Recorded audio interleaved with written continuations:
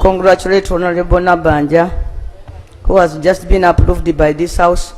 Hope she will use this time now to tell us where JB Chibalama is. Okay, why need? Kadamo mulundi gumo. Congratulate Honorable Nabanja, who has just been approved by this House. Hope she will use this time now to tell us where JB Chibalama is. Kale, jiweka like video tusimbude. Akolwalero kalimu oluzungu lungi. Lungi ne tugenda kamenya. Tukateeke mu level ya buli muntu okukategeera mu lulimi olunansi lwetutegeera obulungi. Specifically tuyingidde parliament. Video ya leo teriko na highlights. Tugenda tambula butambuzi kalamba ekintu nga bwe kibadde. Olwaleero gwe mulundi ogusookedde ddala Parliament ey'omulundi ogw'e12 bukyanga parliament zitandika kubaawo wano mu ggwanga lyattu Uganda lwetudde mu kizimbe kyayo. Naye okutuula kwa parliament ababaka bagenze ne babooga mu luumu eyo mwe bateeseza mu gye tuyita ssetteeserezo. Ababaka babooze abasinga ne batandika okuyimirira ebbali bwe bati. Tebakomyawo abayimiridde ne bawulira nti bayimiridde nnyo parliament erina kye bayita galale ke kafo ewatuula abagenyi. For example, wayinza okuba waliwo abagenyi abeetaaga okulaba ebigenda maaso munda mu parliament nga parliament we operatinga, kati abantu abo babatuuza mu galale. Oyinza okuba nga toli member wa parliament, jjukira awo okka wansi watuulwawo ba member ba parliament abalonde okusaako ne ba ministers abalondebwa president omulonde. Kakati ekigiisa ssetteeserezo nti etuulwamu muntu yekka eyalondebwa, atalondebwa tatuula mu kasenge ako. Naye parliament egenze n'ekubako obugule banyabo ne bassebo n'ebooga mu njogera ennyangu ey'Ekiganda. Ababaka ne bayimirira ne batandika okwenyiga ne bannamawulire. Tebakomye okwo ne bambuka waggulu ku galale eri gye nkunyumirizaako. Kakati ababaka ne bakakasa nti parliament nfunda etoniye tekyasobola holdinga capacity y'ababaka. Parliament gye twogerako ey'e12 erina ababaka 529 abajjudde. Kakati ababaka 529 bwe tugattako ba minister already cabinet ya mwami Museveni gyagenda okukulembera naye eggwanga oba gyagenda ofuga naye eggwanga eraga erina abantu 81 ye kabalonda ye wa 82 gattako abantu 529 omuwendo gw'ababaka abakola parliament. Lwaki temunzikiriza ne mbabuuzaako banyabo ne basseewo tetusiibye ffena?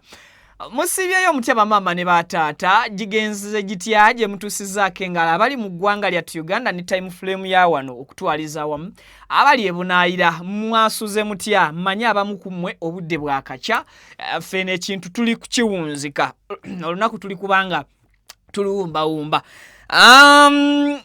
Bye tugenda okutunuulira Joel Ssenyonyi agenze maaso n'okubeera ng'ate akwatamu akuttemu mu speaker omupya n'amuyuuyayuuyaamu n'amunyenyanyenyamu n'amulaga nti kano kenkuyuuyayuuyizaamu bwe tugenda okutambula season namba mpaka bakama bange bwe banaŋŋamba nti Ssenyonyi enough is enough.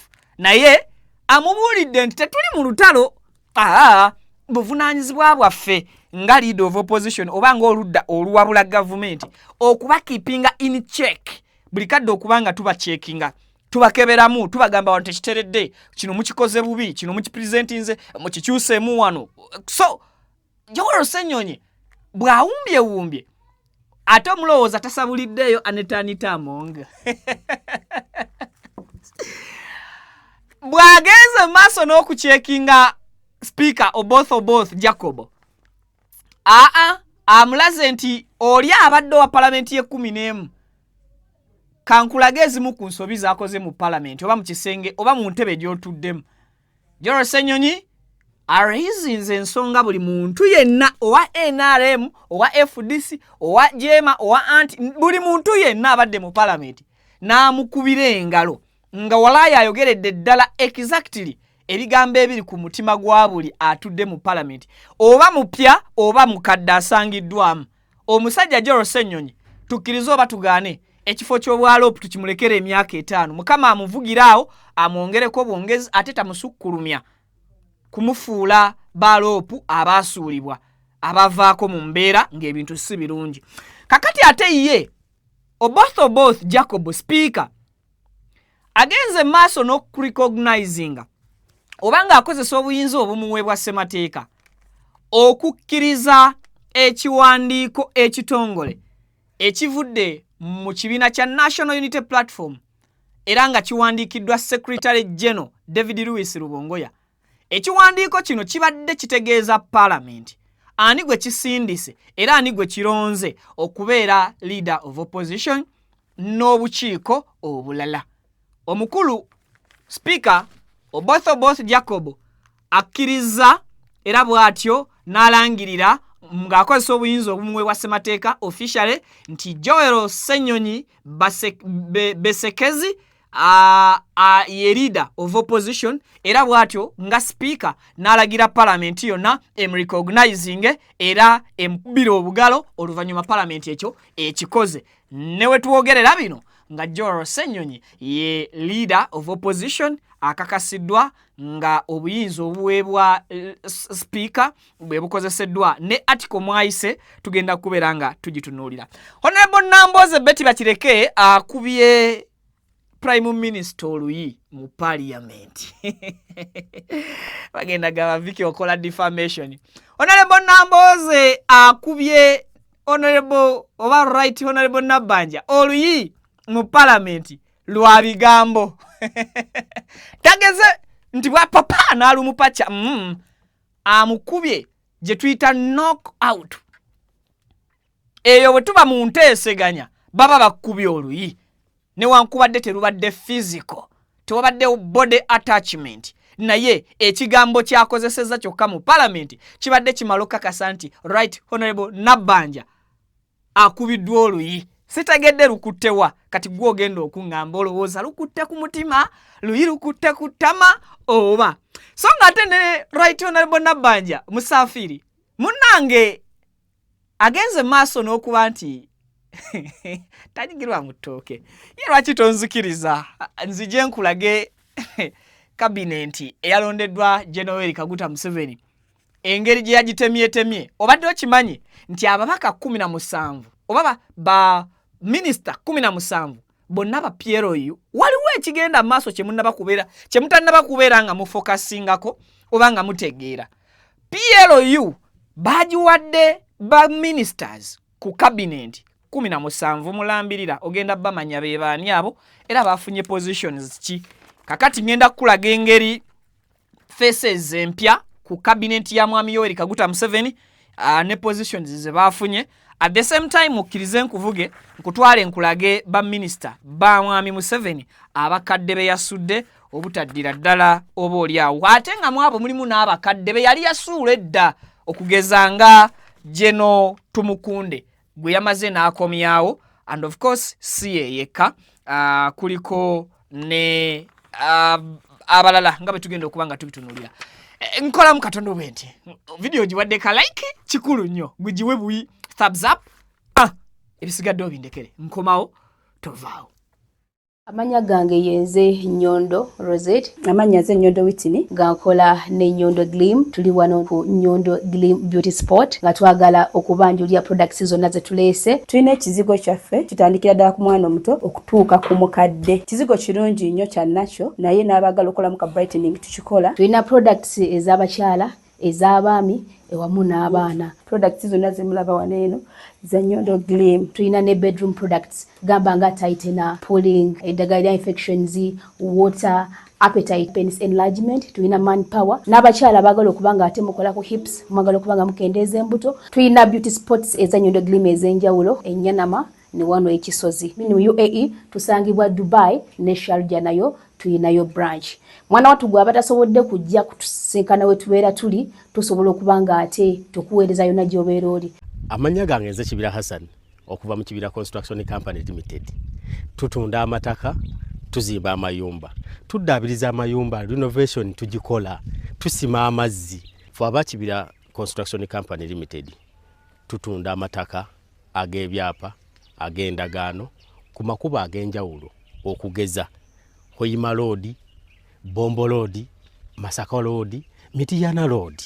Ate tukiriza ne Kibanja Mpola osobola tukyalirako ku office zaffe ezisangibwa Senge wa Kiso oba tukubire ku masimu gaffe 0755 36 37 82 ojje tugende mu maaso n'okwogereza ku business yonna gy'oba oleese mu office yaffe nga bwe nzoogeddeko waggulu. Tujja kwataganira wamu kubanga bye tukola tubikola nga biri mu kubogolokofu. Buli kimu ekigwa mu construction company tukikola. Bw'oba olina ky'oyagala okwebuuza era tukyalireko ffe ba Kibira tukubire buli kimu tusobola okukimala. Ntuusa omukisa okubabuuzaako nti assalamu alaikum wa rahmatullahi wa barakatuh.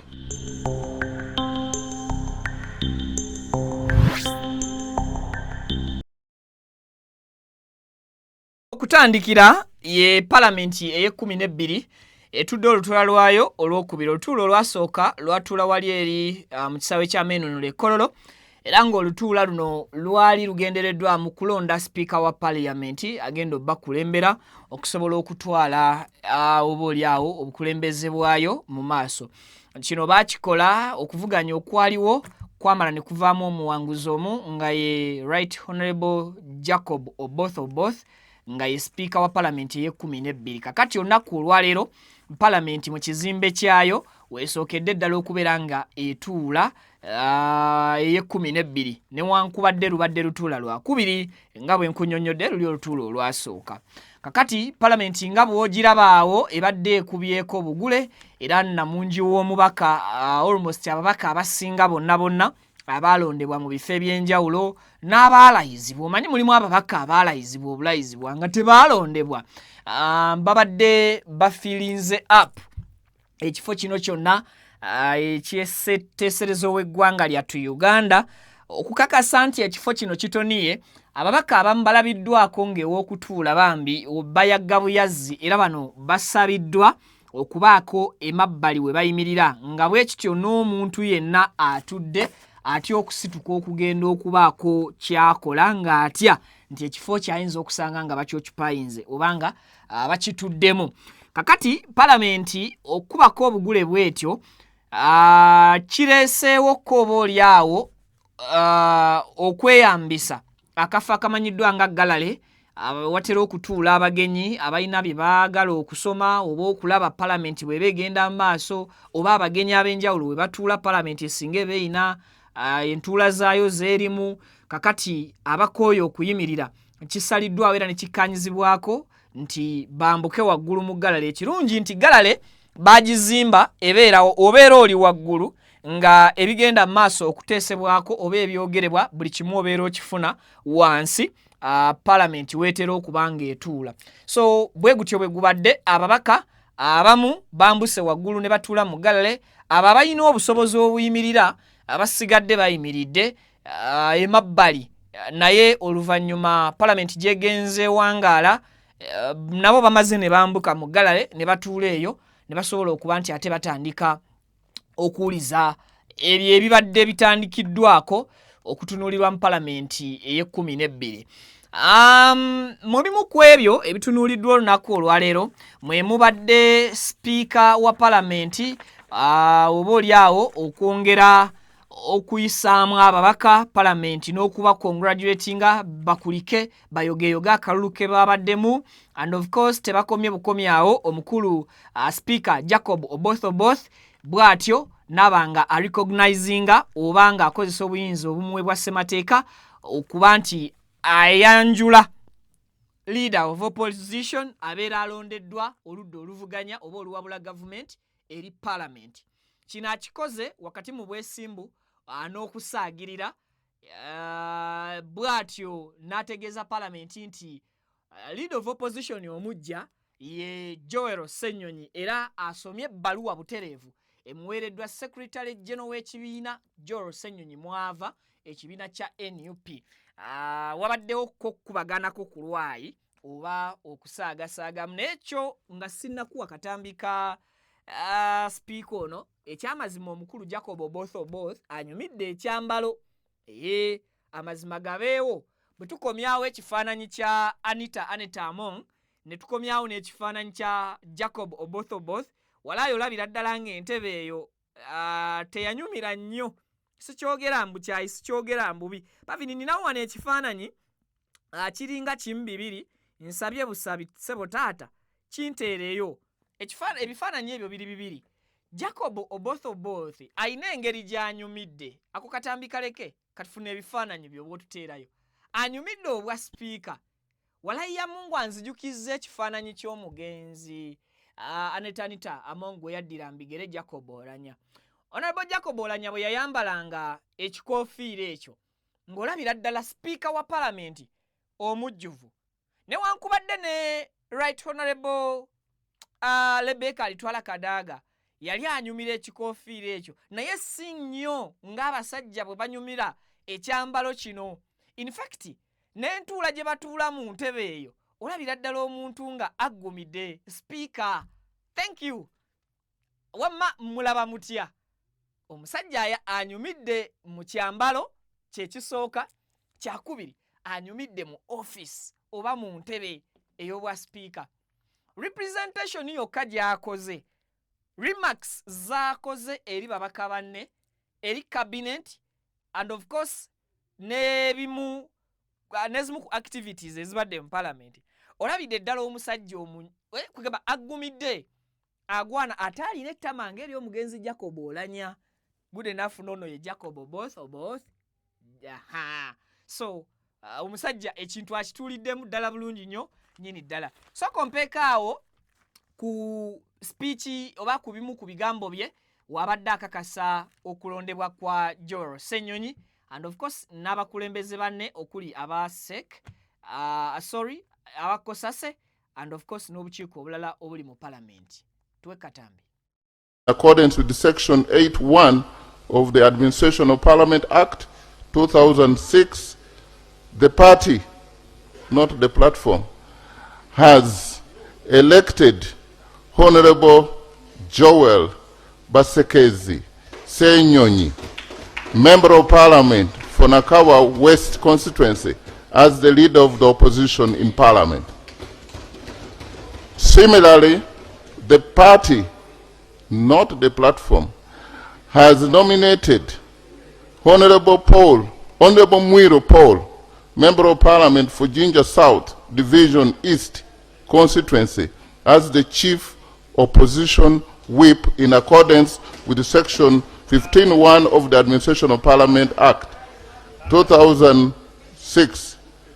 So signed by David Lewis Robongoya, Secretary General of either the party or the platform.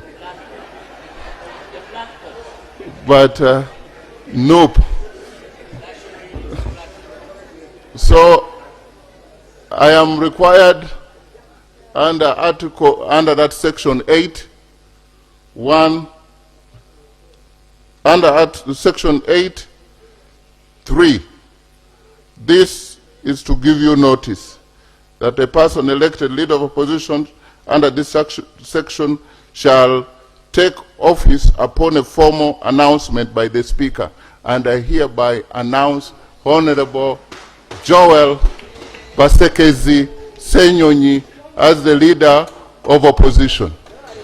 Honorable Ssenyonyi, for new members, they may not know you. If I described you, you may think I am insulting. But so this is the Honorable Joel Basekezi Ssenyonyi, the man who will oppose from this side. Please show him some love with some applause. Hey. Kakati Parliament bwetyo bwemaze okukakasa okulondebwa kwa Joel Ssenyonyi nga leader of opposition, okulondebwa kwa Chief Whip Paul Muir, and of course n'abakulembeze abasindikiddwayo ekibiina kyabwe. Mubamu ku balala abalondeddwa mu bukiiko obw'enjawulo ku kye tuyita shadow cabinet oba gavumenti ey'ekisiikirize mwe mubadde n'abakulembeze okuva mu bibiina ebirala. Kino ekintu NUP kitambuza si bubi. Of course ekivuze bulungi bw'oba ogoberera bulungi politics w'eggwanga Uganda n'obukulembeze obuli ku ludda oluvuganya obuzze bubeerawo. NUP egezaako nnyo okusiiga ekifaananyi oba okukulaga nti keke y'eggwanga ffenna etumala singa tuba tuli mu buyinza. Positions oba ebifo kino n'ekiri tusobola okukitambuza, tusobola okukikwasaganya ewatali muntu n'omu oba oli awo agenda maaso na kutaataaganya mirembe gya mulala singa tuba tukola ekyo ekituufu. Kakati mu birala palamenti byekoze olunaku olwaliro mubaddemu okukakasa amannya gaabo abasindikiddwa oba abaapointingiddwa abalondeddwa General Yoweri Kaguta Museveni nga president ku cabinet ye bagenda okukola nabo. Palamenti olwalero we buzibidde oba weemalidde olutula lwayo nga ekakasiza Jessica Arupo nga vice president w'eggwanga Uganda. Essaawa zino takyaliko kabuuza, takyaliko kibuuzo kyonna, amaze okukakasibwa nti kakati ye vice president w'eggwanga Uganda. Ababaka bonna abasinga bassizza kimu nga enkuyege. Then era ebirala bye bakoze bakakasizza omulala eyapointingibwa Right Honorable Nabbanja Musafiri.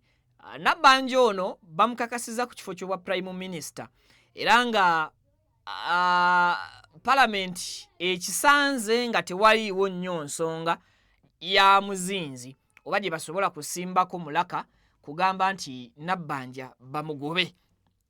Era Nabbanja mu kwogera kwe bw'abadde ebweru wa parliament ndabye nga asiima ne sekusiima yenna General Yoweri Kaguta Museveni okumulabamu oba oli awo ekinyusi n'amwongera ekisanja ekirala. And of course ayogeddeko bingi awo Right Honorable Nabbanja PM nti newankubadde mwami Museveni afuna reports nnyingi ku nsobi oba ku bikonjere ye nga bw'agambye ebimukonjerwa mu maaso g'omukulembeze okusobola okuba nti bamusuula ettale oba bamusiiga ettoomi.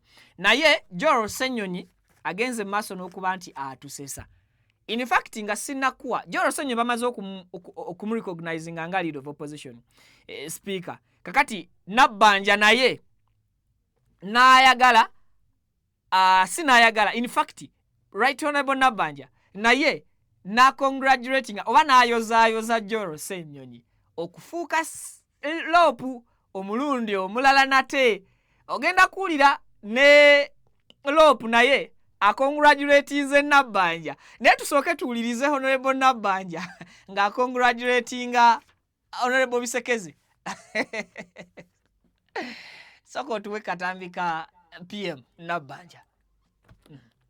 Allow me to once again, in a special way, congratulate my brother, the Honorable Bisekezi, the leader of opposition, for that renewed mandate, and your chief whip, my grandson. You know, he told you he's my grandson.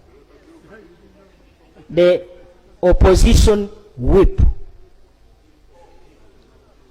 Opposition whip, namwe.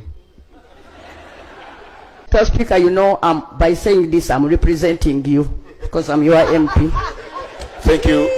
I stand here, first of all, to congratulate Honorable Nabbanja, who has just been approved by this House. Hope she will use this time now to tell us where Ajeb Bichibalama is.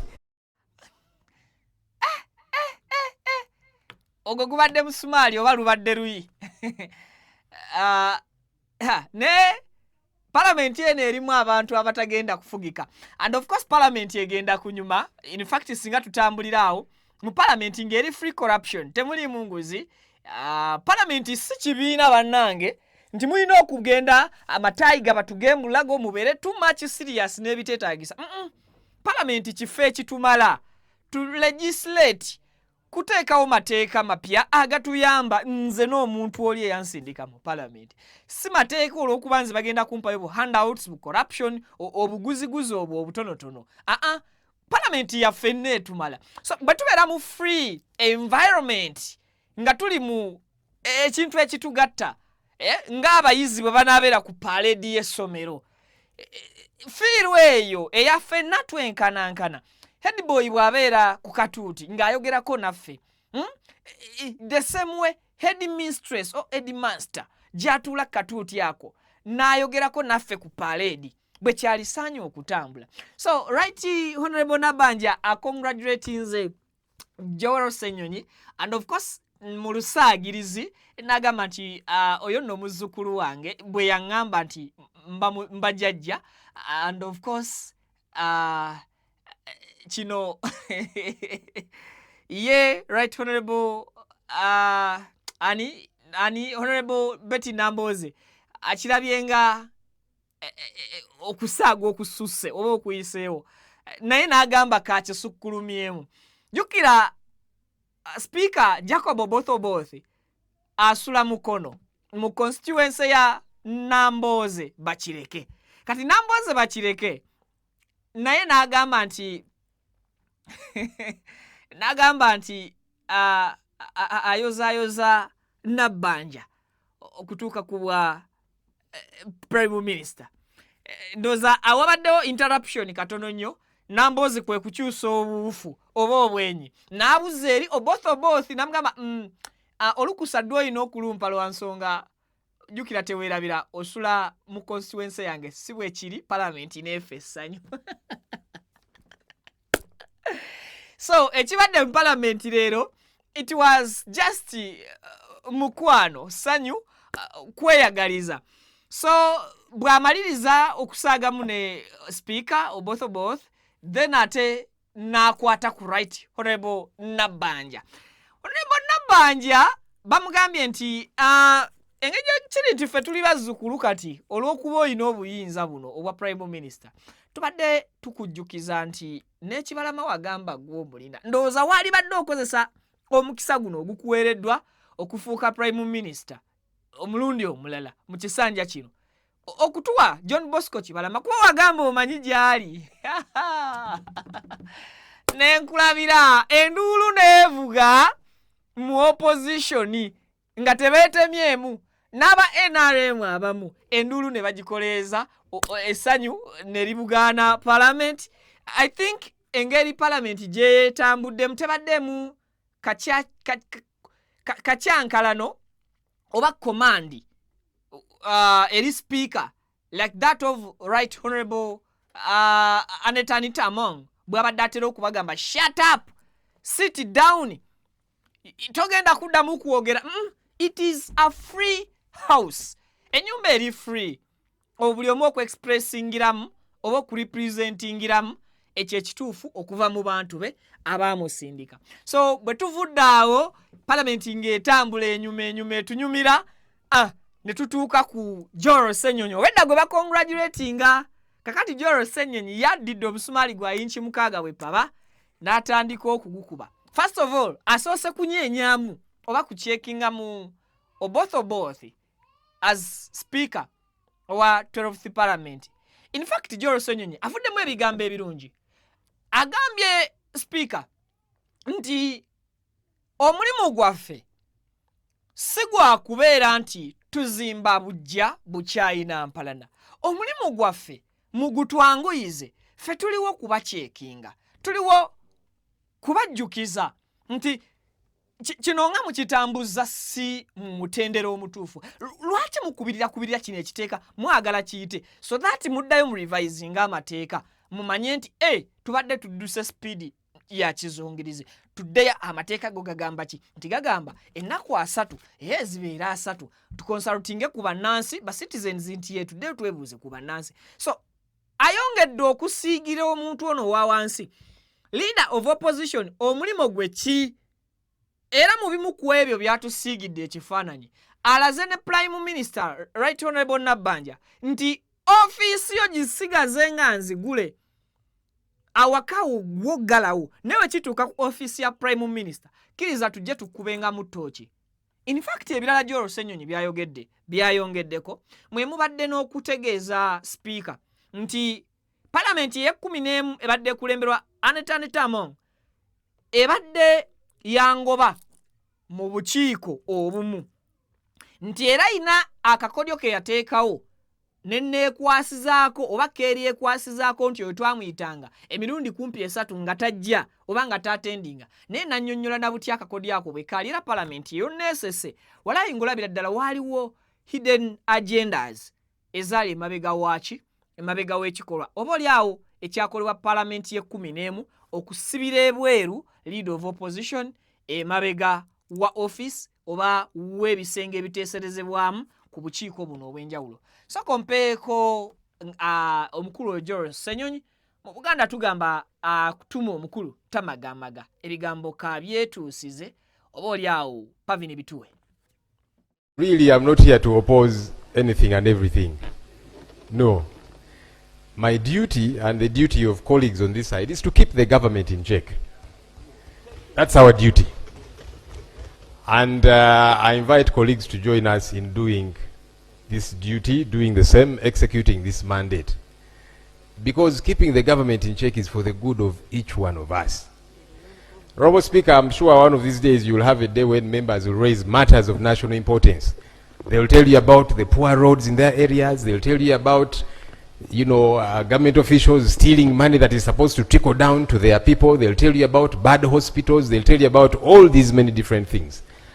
So as we keep government in check, it's for the good of all of us, and we shall happily continue to do it. Honorable Speaker, the Vice President and the Prime Minister have been approved by this House. We all did not vote for the both of you, but you have been approved. And our hope is that you will serve everybody. Because you see, that's what service delivery is supposed to be about. That you will extend services to everybody. That your offices will be accessible. We are going to bother you a great deal. Please get ready. Whether it be knocking at your offices, whether it be here on the floor, we shall not come at your home. She has said at home, no, we shall not come. But here in the parliament. Please get ready. Because it's important for that to get happen. On our end, we are going to keep you in check. And please, you should be happy about that. It should not be a bad thing. When we keep you in check, we are saying, do better here, improve here, do this the right way as should happen. And so we'll keep bothering you about all these many different things, service delivery, political prisoners. That's a song we have sung, and we're not going to keep quiet. Because there's people that are rotting in jail 5, 6, 7 years. They have not had their day in court. That is wrong. Wrong, wrong, wrong, regardless how it happens. And by the way, the same has happened to some people on the interim side. So regardless who it happens to, it is wrong. So these things we shall not keep quiet about. Get ready. Honorable Speaker, I did not vote for you to become Speaker. Because I had a candidate. No, me, I'm saying it publicly. Because I had a candidate. But I'll tell you what, Right Honorable Speaker. But your candidate voted for me. I don't know about that. But I want to believe the 60 votes he got, one of those was his. But I'll tell you what, Right Honorable Speaker. I want to salute you, especially for your remarks after you took chair of Speaker, when we were still at Kololo. I, for that moment, felt at ease. I hope I'll continue to feel that way. And here is why I felt at ease. Your speech had 3 critical elements that excited me.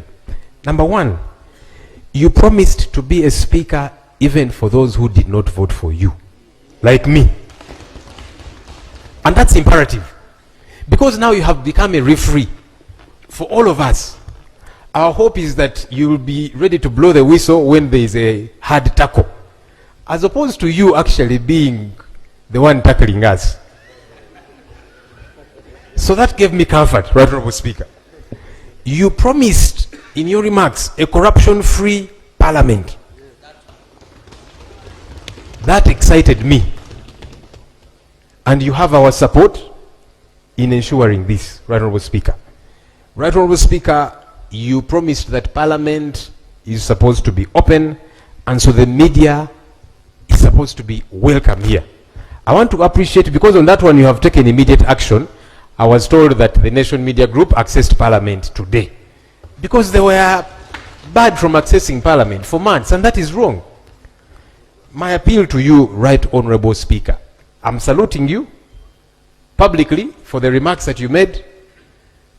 Kindly actualize the remarks that you made. That's my humble appeal to you. You know, sometimes we say things and then we don't actualize them. But my hope is that you are going to actualize these remarks that you made, that we shall all feel comfortable in being in this house, that I should feel at ease to stand up and object to something. And I know I'm not going to be vilified. And by me, I mean several colleagues, that nobody is going to be vilified for having that school of thought. That's why we are all here. We all have different schools of thought. Honorable Speaker, I have been leader of the opposition for 2.5 years in the 11th Parliament. Leader of opposition by law is part of the Parliamentary Commission. I did not attend even one single Parliamentary Commission meeting. How can that be right? Because I was never invited. Honorable Speaker, when I made a lot of noise about this issue, subsequently there were about 2 or 3 invitations that came to my office. And how did they come? So the office you're occupying now approves whenever a leader of the opposition is going, even if it is out of town, for official duty.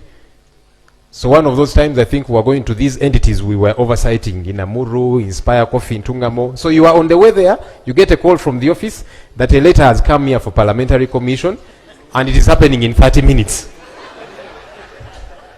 So yes, some people might say I got invited about 3 times. Yes, but I was on the way out of town for official duty, and the Speaker's office knew.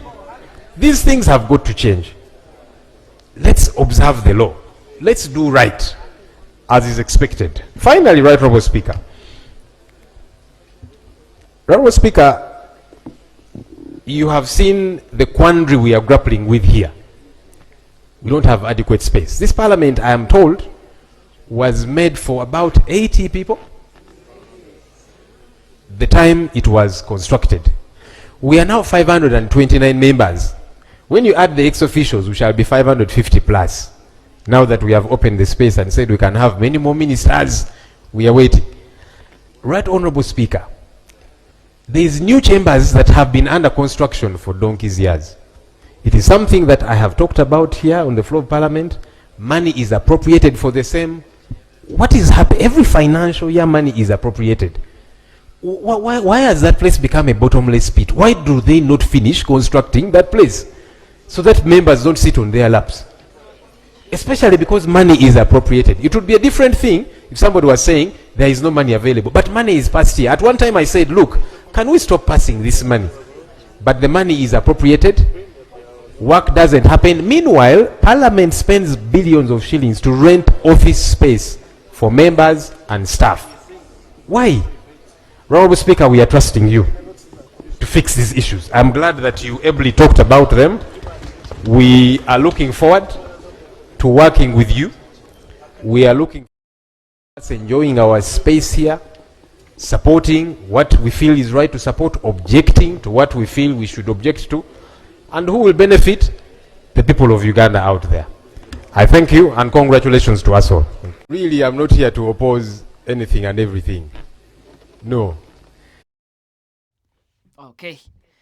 So, ebigambo ebivudde mu leader of opposition ebisookedde ddala ku parliament mu kisanja kino ekya parliament empya bwe abadde ayogerako eri babaka banne okumenyeramenyeramu ategeezezza kambive waggulu ngambika wansi nti ensonga y'ekizimbe ekizimbibwa ekya parliament chambers zino ze balina tezikyabamala ng'ababaka bali ababaka 529 ate nga chambers mwe bali zazimbibwa emyaka egiyise oba emyaka emikadde nga zirina okutuuza ababaka 8 kakati ku babaka 8 abaali balina okuba nga be batuula mu palamenti olwaleero ennamba eyo yagenda yeeyongera okutuuka ku babaka olwaleero abasusse mu 5 almost bayingira 6 kakati ajjukiza era atandikiddewo omulimu gwe nga ali ku ludda oluwabula gavumenti nti ssente bulijjo ziyisibwa ezirina okuzimba n'okumaliriza ekizimbe kya palamenti ekyo ekijja oba ekipya naye ng'oggyeko okuwuddiisa okubadde kugenda mu maaso nti waliwo ebizimbibwa ekizimbe ekyo kitutte ebbanga ddene ate omuwendo gw'ababaka gweyongera n'olwekyo n'abasaba oba n'ategeeza sipiika nti ensonga eyo agitunulemu kubanga ssente zibadde ziyisibwa kuba waliwo n'obwolumu bwe yatuuka ekiseera n'ateesa nti oba ssente ziyimirizibwe teziddamu kuyisibwa ez'okuzimba palamenti eyo empya kubanga ssente ezisukka mu biliyoni 2 ze zimu ku ezo ezaakasaasaanyizibwa ku kizimbe ekyo naye tekiseetuka tekimalirizibwa so agambye sipiika Jacob Oboth agende maaso n'okutunula mu nsonga eyo ey'ekizimbe ekyo kisobole okubeera nga kiggwa ababaka bakendeeze ne ku ssente oba palamenti ekendeeze ne gavumenti ku ssente zeesaasaanya mu kupangisa offices ku bizimbe ebirala nga muyina kukolebwa mirimu gya palamenti so ng'ekizimbe weekiri baakizimbye nga kisobolera ddala okusitula offices zonna ezeetaagisa naye kibulako obubuzi kumalirizibwa n'asaba ensonga eyo ekolebweko palamenti efune ekizimbe kyayo gavumenti ssente z'omuwoomusolo gavumenti zeesaasaanya mu kupangisa offices zikendere ziddizibwe mu birala eggwanga litambule ligende mu maaso awo omulimu bannaayo abatagutandise aba asimbudde ensonga endala ayogedde ku basibe abavundira mu makomera ababadde emyaka 3 myaka 5 myaka 7 tebalabanga musana bangi ku bo bavunaanibwa byabufuzi ebyobufuzi bijja sizoni neegenda neeyitawo muta abantu abo because balina famire ez'okulabirira so ensonga y'abasibe Joel Ssenyonyi ze zimu ku ezo ensonga semasonga zakulembeza mu lutula lwa palamenti olusookedde ddala mu kizimbe mu palamenti ey'e12 ensonga endala gy'ayogeddeko yeey'okuboolebwa okuggalibwa mu meetings eza parliamentary commission meetings ezo ez'enjawulo oba entuula eza parliamentary commission ategeezezza nti palamenti y'e11 bingi ebyamuzibirwa byataasobola kuteesa kuba kumanya kiki ekigenda maaso olw'ebyo oba oliawo abakulembeze ba palamenti y'e11 bye baali bamubikkirira bye baali tayagala amanye and of course mu ngeri y'okweggyako ekiswalo n'akafensonyi baalaga nti mu record baamuyita mbu wabula teyasobola kurepresentinga oba kubaawo mu buntu naye n'ategeeza palamenti n'ababaka ababaddemu nti ekyo kwabanga kwekwasa kubanga yayitanga mu office ya speaker okubategeeza wa gy'abeera alaze to oversight okugenda okulaba okukola obwakalabalaba ku ssente za gavumenti oba omusolo gw'eggwanga wowe gusaasaanyizibwa mu bitundu ebyessuddeko kona ekibuga kakati nga bamugira agenze akakiiko ka palamenti ne kamukubira essimu ne kamutegeeza nti kamuwadde invitation oba kamuwadde ebbaluwa emuyita okugenda ate okwatendinga mu parliamentary commission meeting ebeera egenda okutuula mu ddakiika nga 3 okuva mu ssaawa ze bamukubiriddemu oba mukadde ke bamukubiriddemu essimu and of course nga yeebategeezezza gy'alaganga wala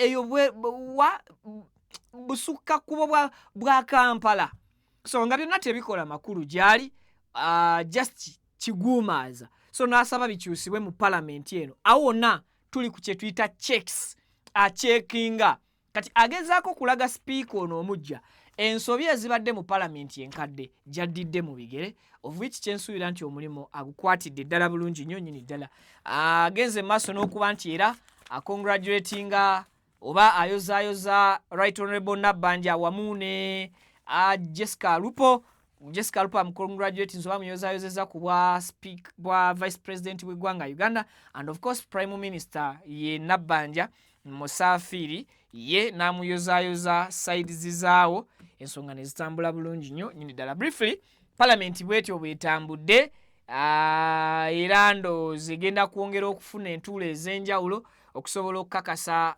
amannya gaabo abalondeddwa ku kabineti ya Mwami Museveni. Kali kabineti eno eya Mwami Museveni tugenda gitemaatema bwe tuti.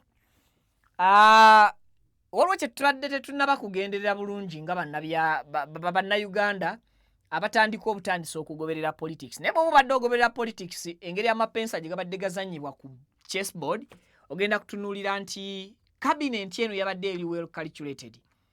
Kabineti yabadde mbale okusukka ne ku Mwami Museveni kye tusobola okugamba nti yalina obuyinza era yatwala eggwanga lino mu kaseera kano. It was so much calculated oba kyabadde kibale okusukka ku ekyo kye tusobola okulaba kitya nti waliwo ensangi zino ekigambo kye baguza bannayuganda ekiyitibwa PLU. PLU atulaba era atuwuliriza si kibiina kya byabufuzi naye kirina influence nene ku kibiina ky'ebyobufuzi ekiri mu buyinza ki NRM. PLU, Patriotic League Uganda, it is alliance mugendo ogutali omugendo kye twasalawo wali okuvika exclusive tutuume muzzukulu wa NRM ow'ekigendererwa. PLU bagiwadde ba minisita 17 ebifo 17 ebyobwa minisita. Mu bino ebifo kuliko minisita eyalondeddwa Adonia Ayebare oyo munna PLU. Kuliko Jonad Asimwe oyo munna PLU.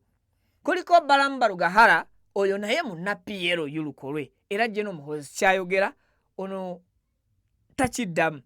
Dr. Charles Ayume munna PLU era ono naye y'omu ku ba new cabinet members. Tulinako Desire Muhooza ono munna PLU awedde emirimu. Tulinako Frank Tumwebaze ani atakimanyi nti omukulu Frank Tumwebaze munna PLU. Tulinako Grace Achifeza Ngabirano ono munna PLU era ono y'omu ku bali ku listi y'aba cabinet members Mwami Museveni be yalonze. Tulinako Kyeyune Aruna Kasolo ani atakimanyi bulungi nti Honorable Aruna Kasolo munna PLU era ye mu nkwawa za Jeno Muhoozi mwazinira ngamba mu kugondera n'okuwuliriza buli kimu. Tulinako Jane Ruth Acheng. Jane Ruth Acheng ono ba ladies and gentlemen munna PLU era Jane Ruth Acheng y'omu ku ba ministers abapya abalondeddwa mu kabineti okufuga ne Mwami Museveni eggwanga lino Uganda. Tulinako Kiwanuka Kiryowa. Mwami Kiryowa Kiwanuka naye munna PLU. PLU eri muli esensera yero. Jukira n'obubonero bwa PLU still yero. So kakati yero tegenda replacing bwa kalandala. Mukulaba kw'ebintu yero eri ku representing bwa yero still. Dr. Lawrence Muganga owa Victoria University Chancellor, Vice Chancellor eyaweereddwa ekya Internal Affairs wabadde Jeno Katumba Wamala. Omwami ono wabadde Jeno Kahindo Tafire sorry. Omwami ono Lawrence Muganga naye munna PLU era Muhoozi kyakoba Muganga kyakola. Kakati tuyina Masse Faith Lakisa naye munna PLU abo bonna bali ku listi yaabo 17 ba cabinet members oba cabinet ministers abalondeddwa Jeno Yoweri Kaguta Museveni. Fiona Nyamutoro anata kimanyi nti mukyala Musuuza mukyala Kenzo munna PLU oyo n'emisinde gya PLU yagirimu era yagijjumbira. Kakati tuyinako Shatis Kuteesa Muherure munna PLU awedde emirimu oyo naye yawangudde obwa minisita.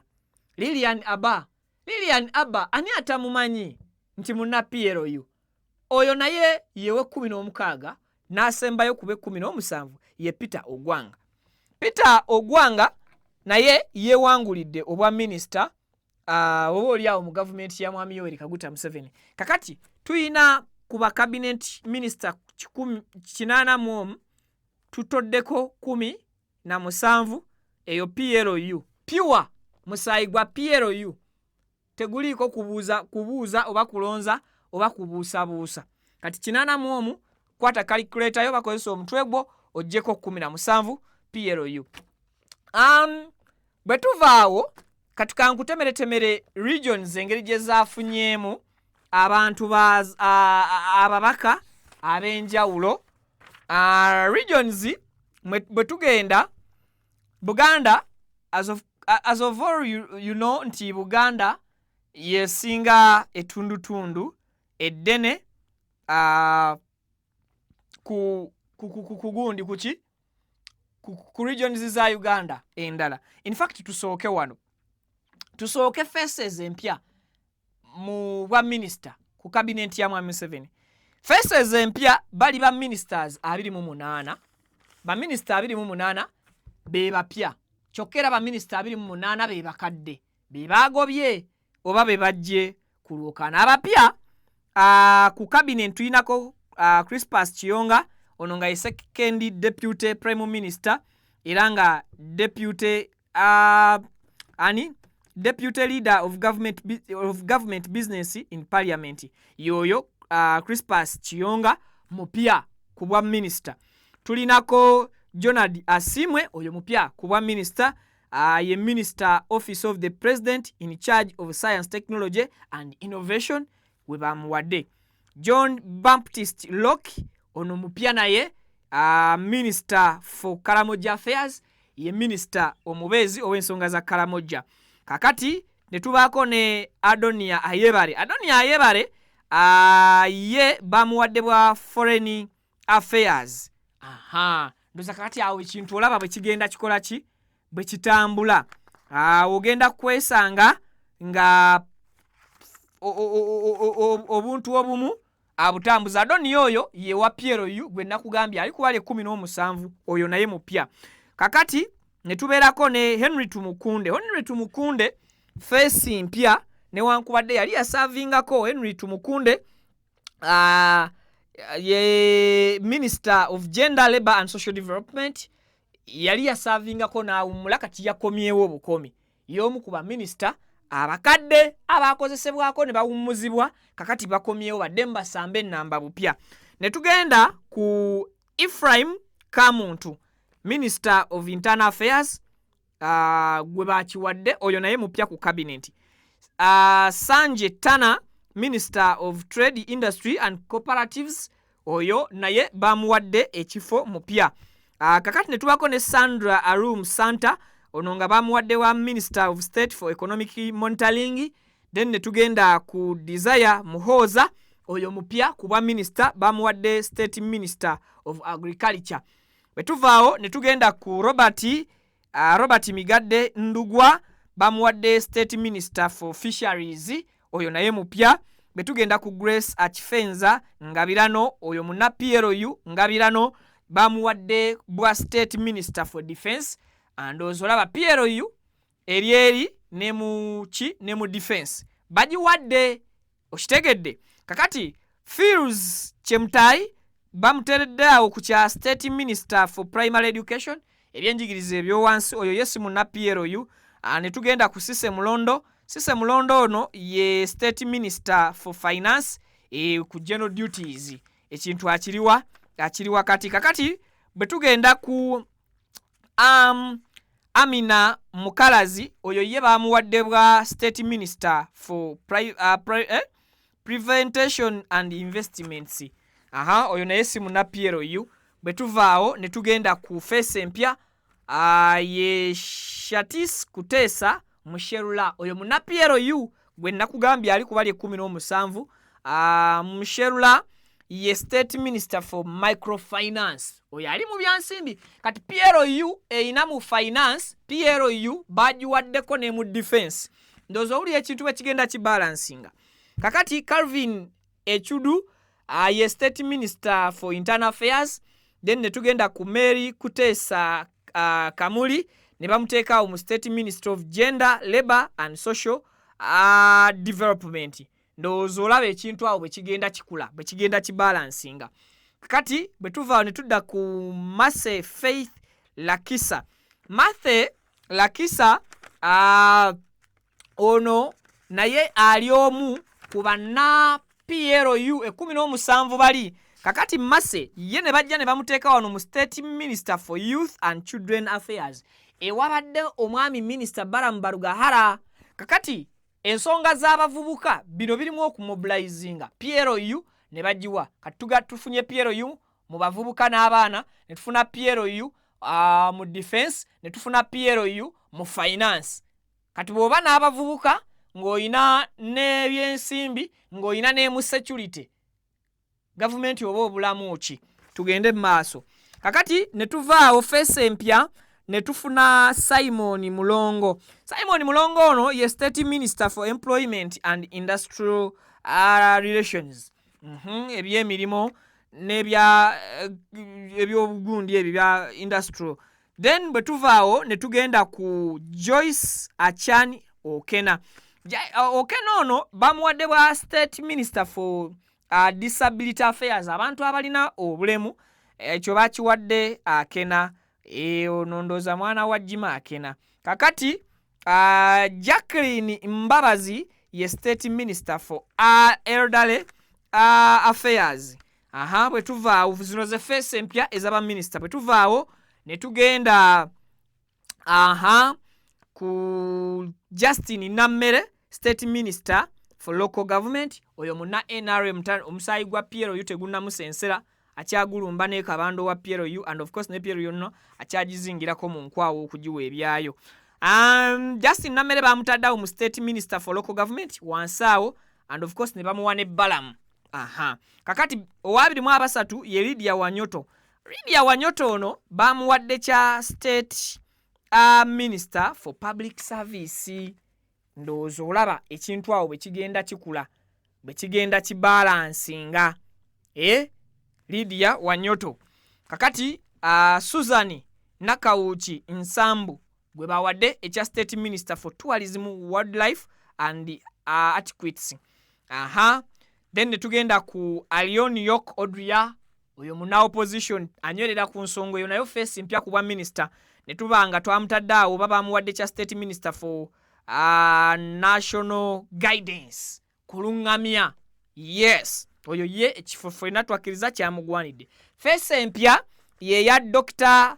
Lawrence Muganga. Kakati Dr. Lawrence Muganga muna PLU era ono yewangulidde effo eryobeera nti ye State Minister for Internal Affairs. Ensonga za munda mu ggwanga, security ebeera wansi we, aba asobola okwakisesinga buli kintu kyonna. Akina njagala butuuze Dr. Lawrence Muganga ono abadde mu discussion nyingi okuva lwe yappointingiddwa, naye tugenda kutunulayo. Naye Dr. Lawrence Muganga oba mubawe ebimu ku byafaayo bye ebyemabega yabadde mu saga za citizenship. Akina muna Canada, Canadian, akina muna Rwanda, Rwandanese, akina muna Uganda, buzaale bwa wana, asomedde Rwanda, asomeddeko wana, asomeddeko Canada, kugaba ekintabuliye. So oyo muna PLU. Kati PLU tufunye defense, tufunye abavubuka n'abaana, tufunye finance, tufunye ne internal affairs, ensonga z'omunda mu ggwanga. Government tuba tukyagibulako ki bwe baba nga bagisensera. Then bwe tuvaawo tugenda ku Siraji Musa Ali, ono nga ye mutabani wa Moses Ali generali, abamuwadde bwa State Minister for Works. Bya mirimu awo. Kakati Julius Maganda Wandera ye nabanga afunye kya State Minister for Transport. Kakati eyo ye crew cabinet empya, beba members face zaabwe ezibadde empya mu kisanja kino. Kakati bwenvaawo ndowooza kkiriza nkutemeretemere wano. Nkutemeretemere ki? Kankutemeretemere regions. Regions omanye zo zafunye za performance zitya. Kakati Museveni bwati bwe yatemye cabinet mu regions ezenjawulo. tugenda kutandika ne Acholi. Acholi yafunye abantu 6. Ngenda bayita mu lukwakwayo kuba regions weziri eziwererako ddala. Acholi yafunye abantu 6. Muno mwe muli Minister of Justice and Constitutional Affairs Norbert Mao ekifo yakisigaddeko. Ne tubeerako ne Minister of Office of Prime Minister General Duties Honorable Engineer Hilary Onek, oyo naye ava mu Acholi. Minister of State Office of the Prime Minister Northern Uganda Beatrice Akero, oyo naye ava mu Acholi. Then ne tugenda ku Minister of State for Gender, Labour and Social Development Disability Affairs Joyce Okena, oyo naye wa mu Acholi. Then ne tugenda ku Minister of State Office of the Prime Minister Relief Disaster Disaster Preparedness Preparedness and Refugees Lilian Abba Muna Acholi. Minister of State for Water and Environment Beatrice Anywa mukyala wa Mau. Awona tuli ku Choli oba tuli ku Acholi region be bantu 6. Ngenda kuvuga muko ka speed. Bwe tugenda mu Ankole region bajiwadde ba ministers 6. Ankole tutandise ne Minister of Education and Sports Janet Kataha Museveni. Then ne tugenda ku Minister of Foreign Affairs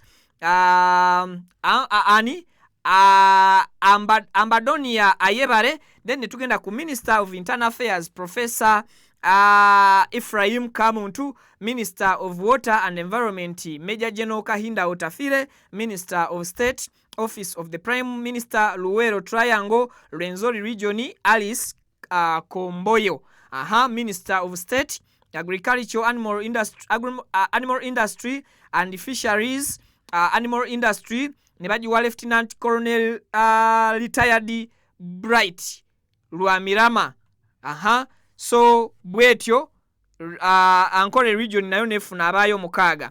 Ne tugenda ku Buganda region bajiwadde abantu 2 era nga tutandise ne Minister for KCCA and Metropolitan Affairs Minsa Kabanda. Ne batuwa Anthony General Sam Mayanja. Buganda ne batuwa Minister of Defense and Veterans Affairs Kiryowa Kiwanuka. Ne batuwa Minister of Lands, Housing and Urban Development. Ne batuwa Judith Nabakoba. Ne batuwa Minister of Public Service General Katumba Wamala. Ne batuwa Minister of State for Internal Affairs Dr. Lawrence Muganga. Dr. Lawrence Muganga ono bamubalidde mu basajja Abaganda engwanguli oba mu Buganda region wano. Minister of State Office of the Vice President ne bajiwa Mutasindwa Diana Nakunda. Minister of State for Finance, Planning and Economic Development, Prevention and Investment ne bajiwa Amina Mukalazi. Minister of State for Agriculture, Animal Industry and Fisheries Agriculture ne bajiwa Desire Muhoza. Then Minister of State for Agriculture, Animal Industry and Fisheries ebya fisheries ne babiwa Migadde Robert Ndugwa. Then Minister of State for Education and Sports Higher Education for ne bajiwa Honorable Dr. John Chrysostom Moyingo. Minister of State for Finance, Planning and Economic Development General Duties Sise Mulondo. Then ne batuwa Minister of State for Finance, Planning and Economic Development Planning Amosi Lugolobi. Ne batuwa Minister of State for Finance, Planning and Economic Development Microfinance Shatus Kutesa Musherula. Ne batuwa Minister of State for Foreign Affairs, Regional Affairs Kyeyune Aruna Kasolo. Ne batuwa Minister of State for Health General Duties Anifa Bangirana Kawoya. Minister of State for International Communications Technology and National Guidance Information ne bajiwa Joyce Sebugwawo. Ne tugenda ku Minister of State for Kampala Capital City and Metropolitan Affairs Kabuye Chofa togambye. Then ne tugenda ku Minister of State for Local Government Justin Namere. Ne tugenda ku Minister of State for Water and Environment water section ya water ne bajiwa Aisha Sechinde. Sechindi. Then ne tugenda ku Minister of State for Tourism, Wildlife and Antiquities ne bajiwa Nakawuchi Suzani Nsambu. Ne tugenda eyo Buganda region abantu abiri mu baba bawedde tuyingidde Bugisu region. Baba waddeyo ba ministers babiri Bugisu. Mwafunye Minister of State for Gender, Labour and Social Development, Environment and Industrial Relations ne baba wa Simon Mulongo. Bugisu ne baba wa Minister of State for Public Service ne baba wa Lydia Wanyoto Mutende. Then ne tugenda mu Busoga region baba waddeyo ba ministers batano. Busoga, First Deputy Prime Minister of East African Community Affairs, Rebecca Litwala Kadaga.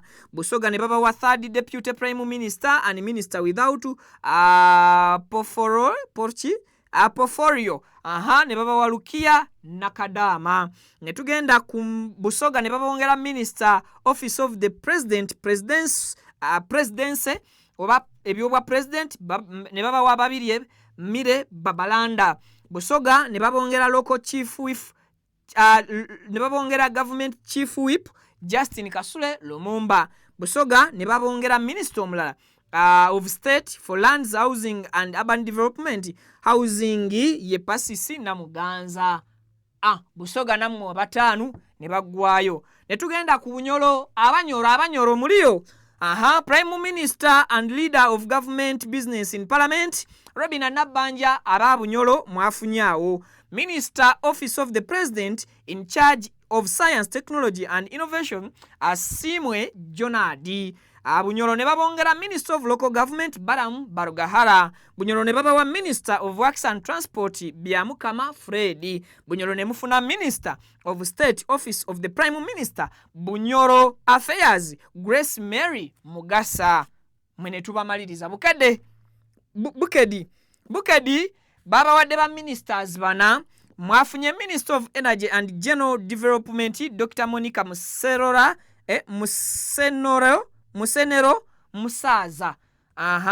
Ne mufuna Minister of Trade, Industry and Cooperatives Saja Tana. Ne mufuna Minister of State for East African Affairs Magode Ikuya. Ne mufuna Minister of State for Works and Transport musonga za transport Julius Maganda Wadera sorry. Mwene tubamaliriza Kalamoja eno amabati je gabbibwa mwafunye ba ministers basatu. Asooka Minister for Kalamoja Affairs ow'ensonga zamwe Locke John Baptist. Nenne mufuna Minister of State Office of the President Ethics and Integrity Carol Rose. Bannabitone mwe mwafunye ebe Kalamoja sides zeyo. Netugenda ku Minister of State Office of Prime Minister Kalamoja ne baba wa Onyakun Etha Davina. Yes, mwabamwe basatu Kalamoja ne bagwayo. Twolekera Kigezi. Abe Kigezi mwafunye abantu musanvu. Kigezi nno ye yaddiridde ndowooza Buganda. Kigezi mwafunye Minister Office of the President Security Jim Muhwezi. Ne mufuna Minister of Finance Planning and Economic Development Henry Musasizi. Ne mufuna Minister of Gender, Labour and Social Development Lefty General Henry Tumukunde Karuguru Kakunguru. Yes, ne mufuna Minister of the Health Dr. Chris Baryomunsi. Ne mufuna Minister of State for Defense and Veteran Affairs Defense Akifeza Grace Ngabirano. Ne mufuna Minister of State for Gender, Labour and Social Development Elderly Affairs. Ne mufuna Jacqueline Mbabazi Kigezi. Ne mufuna Minister of State Trade in Industry and Cooperatives Industry. Ne mufuna David Bahati. Abantu b'Ekigezi mwafunye abantu musanvu. Kakati Lango region oba sub-region nefuna Minister of Information, Communication Technology and National Guidance Jenny Ruth Ageng Ochero. Lango nemufuna Minister Office of the Prime Minister Relief Disaster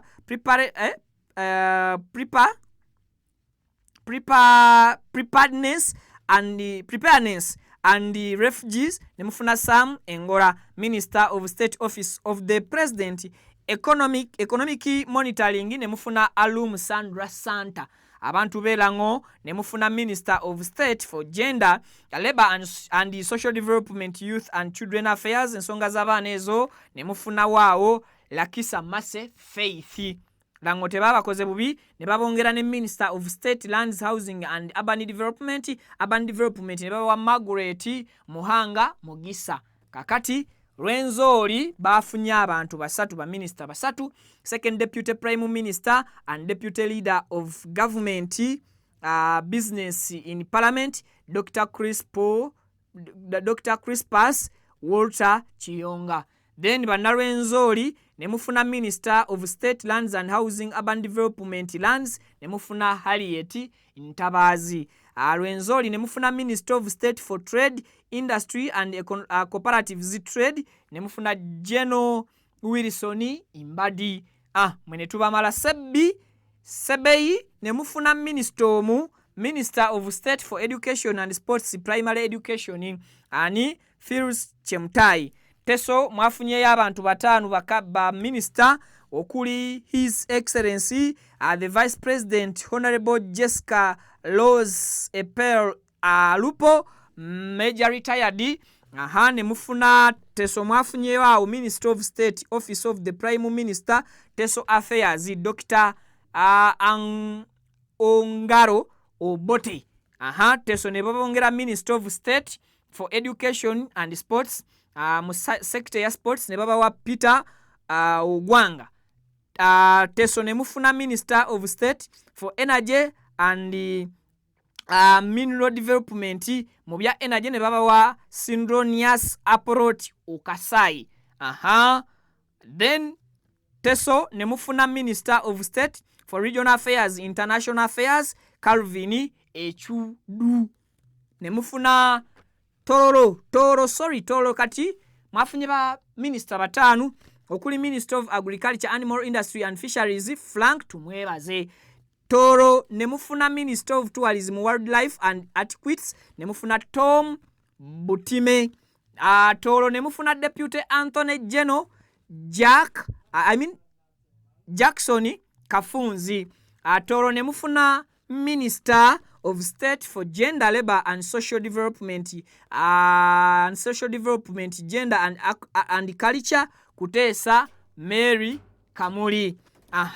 Nemubanga muweddeyo. Kakati West Nile nemufuna Minister of State for Health, Primary Health Care, Honorable Dr. Charles Ayume. Era West Nile ne baba wa Minister of State for Trade, Industry and Cooperatives ne baba wa Tom Aza. Then West Nile West Nile ne baba ongera Minister for Information, Communication Technology and Information Guidance, National Guidance, Alion York Odria.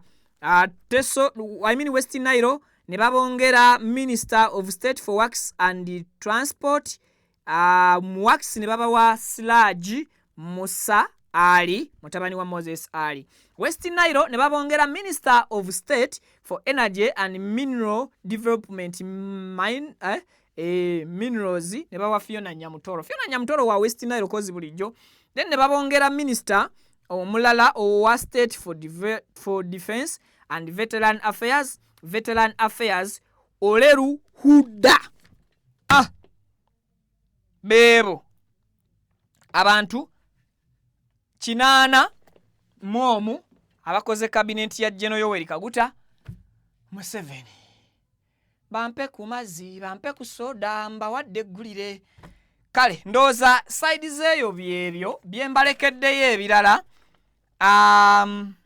Omwami Honorable Mukasambidde Honorable Mukasambidde kamutandikireko mu story ddako oba mubawe kati mubawe.